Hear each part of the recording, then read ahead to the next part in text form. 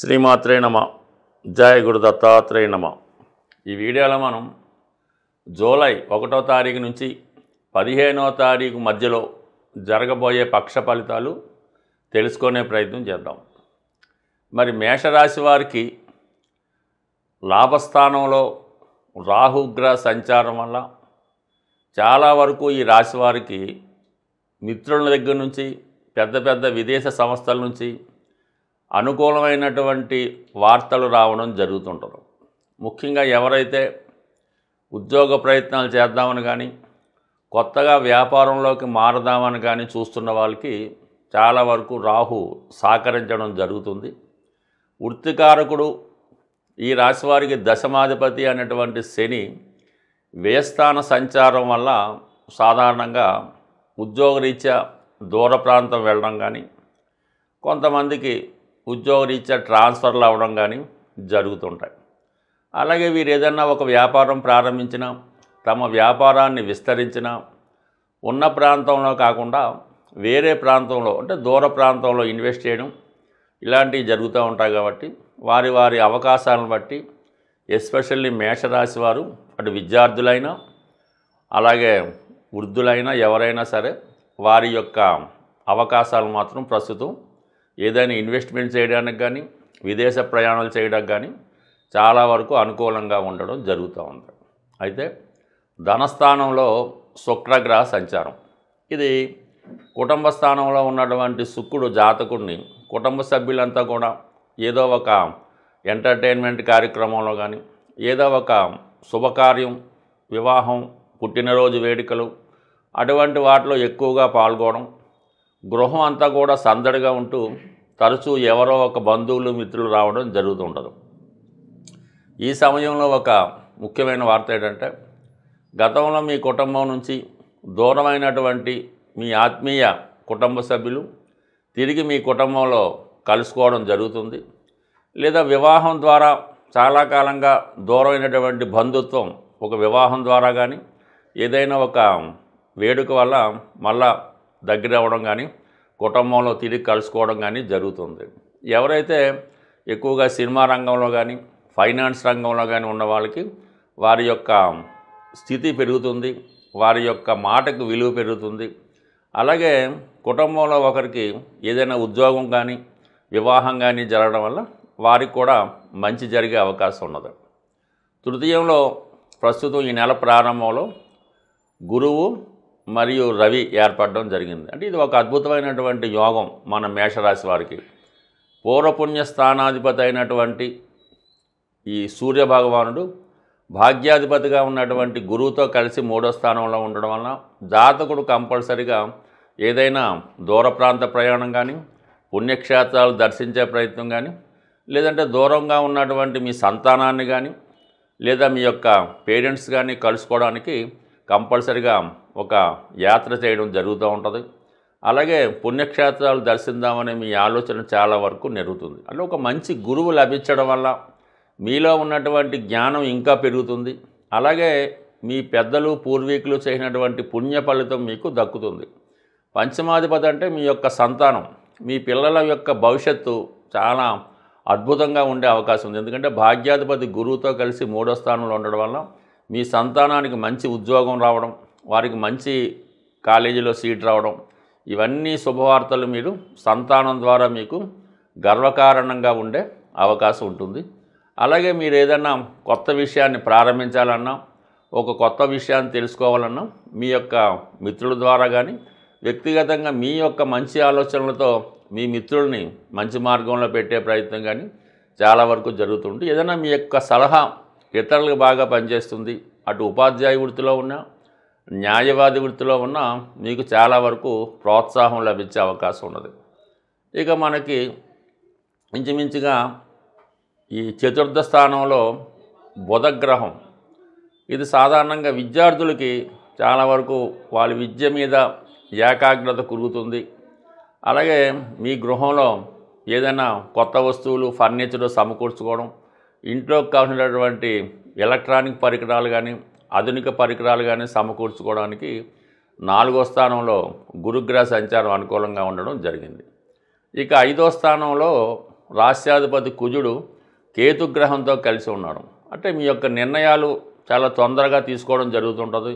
చాలా కొత్త కొత్త విషయాల కోసం ఆలోచిస్తూ ఉంటారు. కొత్తగా ఉద్యోగం మారాలన్నటువంటి మీ యొక్క ప్రయత్నం కూడా చాలా వరకు నెరవేరే అవకాశం ఉంది. బట్ ఏదైనా షేర్ మార్కెట్టు, స్పెక్యులేషను అటువంటి వాటికి మాత్రం చాలా దూరంగా ఉండవలసి ఉంటుంది. ఎందుకంటే వాటి మీద ఉత్సాహం కలుగుతూ ఉంటుంది. అయితే అక్కడ ఉన్నటువంటి కేతు మిమ్మల్ని చాలా వరకు రాంగ్ డైరెక్షన్లో నడిపే అవకాశం ఉంటుంది. కాబట్టి ఏదైనా షేర్ మార్కెట్ సంబంధించిన విషయాల్లో కానీ, ఎవరికైనా ఇటువంటి విషయాల్లో సలహా ఇచ్చినప్పుడు కానీ చాలా జాగ్రత్తగా వ్యవహరించడం మంచిది. సో ఏదైనా ఉద్యోగం మారాలనే మీ ప్రయత్నం 1-2 సార్లు ఆలోచించి నిర్ణయం తీసుకుంటే మంచిది తప్ప తొందరపడి మారడం వల్ల తర్వాత కూడా ఇబ్బంది కలిగే అవకాశం ఉండదు.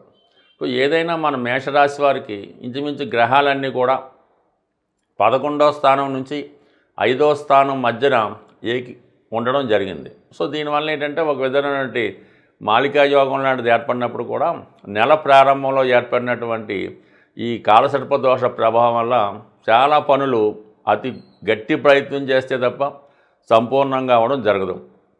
అంటే ప్రారంభం బాగుంటుంది, మధ్యలో ఏదో కారణం వల్ల ఆటంకాలు రావడం కూడా జరుగుతుంటాయి. కాబట్టి ఏదైనా ఒక విషయాన్ని చాలా కరెక్ట్గా మనం చేయగలము అంటేనే ఆ పని ప్రారంభించి ముందుకెళ్తే మంచిది తప్ప ఏదో విధంగా పూర్తి చేద్దామని ముందు ప్రారంభిస్తే మాత్రం తర్వాత ఇబ్బంది పడే అవకాశం ఉంది. బట్ ఏదైనా మన మేషరాశి వారికి ఆర్థిక పరంగా అటు ధనస్థానంలో శుక్రుడు, లాభస్థానంలో రాహు ఉండడం వల్ల ఈ రాబోయే పక్షం అంతా కూడా ఆర్థిక పరంగా చాలా అనుకూలం ఉంటుంది. అలాగే ఏదో ఒక శుభవార్త ఈ పక్షంలో మీరు వినడం జరుగుతూ ఉంటుంది. ఏదైనా ప్రోత్సాహకరంగానే ఈ పక్షం అంతా కూడా ఈ మేషరాశి వారికి జరిగే అవకాశం ఉంటుంది. మనకి ఈ గ్రహాల స్థితిని అనుసరించి చేసుకునే పరిహారాలను బట్టి గ్రహాల యొక్క అనుకూలత రావడం జరుగుతూ ఉంటుంది. ఈ మనం జూలై 1 నుంచి 15వ తారీఖు అంతా కూడా ఆషాఢ మాసంలో ఉండడం వల్ల ఇది అమ్మవార్లకి చాలా ఇష్టమైనటువంటి నెల. ఈ సమయంలో అమ్మవారిని ఆరాధించడం వల్ల వారి యొక్క అనుగ్రహంతో జాతకుడికి ఉన్నటువంటి ఈతి బాధలు, సమస్యల నుంచి బయటపడడం జరుగుతూ ఉంటుంది. సో ఏదన్నా ఒక జాతకుడు జీవితంలో అదృష్టవంతుడిగా మారాలంటే గురుగ్రహ అనుగ్రహం తప్పనిసరిగా ఉండవలసి ఉంటుంది. అటువంటి గురు పౌర్ణిమ ఈ నెల అంటే జూలై నెల 10వ తారీఖున ఈ గురు పౌర్ణిమ రావడం జరుగుతుంది. అందువలన ఆ రోజు మీకు ఇష్టమైనటువంటి గురువుని, అంటే ఎవరైతే మీకు విద్య నేర్పారో, ఎవరైతే మీ జీవిత అభివృద్ధికి తోడ్పడ్డారో వారిని కంపల్సరీగా సత్కరించవలసి ఉంటుంది. అంటే వాళ్ళకి ఏదైతే ఇష్టమో అవి ఇవ్వటం, వీలైతే వాళ్ళకి బట్టలు లాంటివి సమకూర్చి వారి యొక్క పాదాలకు నమస్కరించి వారి యొక్క ఆశీస్సులు తీసుకోవడం వల్ల గురుగ్రహ అనుగ్రహం సంపూర్ణంగా మీకు లభించడం వల్ల ఎటువంటి సమస్య అయినా మీకు సాల్వ్ అవడం జరుగుతూ ఉంటుంది. అలాంటి అవకాశం లేని వాళ్ళు మనకి ప్రత్యక్షంగా ఉన్నటువంటి ఇప్పుడున్నటువంటి దత్తాత్రేయుడు, సాయిబాబా వారు, రాఘవేంద్ర స్వామి, ఏ గురువైనా అనవసరం. అటువంటి గురువుని మీరు ఈ నెలలో ఎస్పెషల్లీ గురు పౌర్ణిమ నాడు సేవించడం వలన మీకు గురుగ్రహ అనుగ్రహంతో జాతకంలో ఉన్నటువంటి సమస్యలు తొలగి చాలా సక్సెస్ఫుల్గా ముందుకెళ్ళే అవకాశం ఉన్నది. అలాగే ధనం సంపాదించడానికి, మీ యొక్క అన్ని సమస్యలు తీరడానికి ఒక చక్కని పరిహారం చెప్పడం జరుగుతూ ఉంటుంది. ఈ ఆషాఢ మాసంలో ఏదైనా ఒక గురువారం కానీ లేదా శుక్రవారం కానీ, మరి ఏ రోజైతే మీకు అనుకూలంగా ఉంటుందో ఆ రోజు మీ యొక్క గ్రామ దేవత, మీరు ఏ ఊరిలో ఉన్నారో ఆ ఊరికి సంబంధించినటువంటి గ్రామ దేవత ఆలయంలో విధి విధానంగా అమ్మవారికి పూజించి చలిమిడి నైవేద్యంగా సమర్పించవలసి ఉంటుంది. అంటే చలిమిడి అంటే చాలా ప్రాంతాల వారికి తెలిసి ఉంటుంది, కొన్ని ప్రాంతాలకు తెలియపోయినా అది ఏ విధంగా తయారు చేసుకోవాలన్నది ఆటోమేటిక్గా మీకు తెలిస్తే వస్తుంది. చలిమిడి నైవేద్యంగా పెట్టడం వల్ల, అలాగే ఇది వీలు కాని పక్షంలో కనీసం ఈ గోధుమ పిండి, ఈ కొబ్బరి కలిపి అప్పాలను తయారు చేస్తుంటారు. ఇవి ఎక్కువగా పూరి జగన్నాథ స్వామి ఆలయంలో అక్కడ సాంప్రదాయంగా ఈ వంటకం తయారవడం జరుగుతూ ఉంటుంది. అందువల్ల అప్పాలు కానీ అరిసెలు కానీ జిలేబీ కానీ మీ గ్రామ దేవత ఆలయంలో ఈ గురువారం కానీ శుక్రవారం కానీ అమ్మవారికి బోనంగా అంటారు కొన్ని ప్రాంతాల్లో, నైవేద్యంగా సమర్పించి కంప్లీట్గా ఆ ప్రసాదాన్ని భక్తులకి పంచిపెట్టడం వల్ల ఎటువంటి సమస్య అయినా, ఎటువంటి ఆర్థిక సమస్య అయినా 100% నెరవేరుతుంది. వీలైతే ఆషాఢం 4 గురువారాలు చేసి చూడండి. కొన్ని ప్రాంతాల్లో ఆదివారం అయినా ఇబ్బంది లేదు.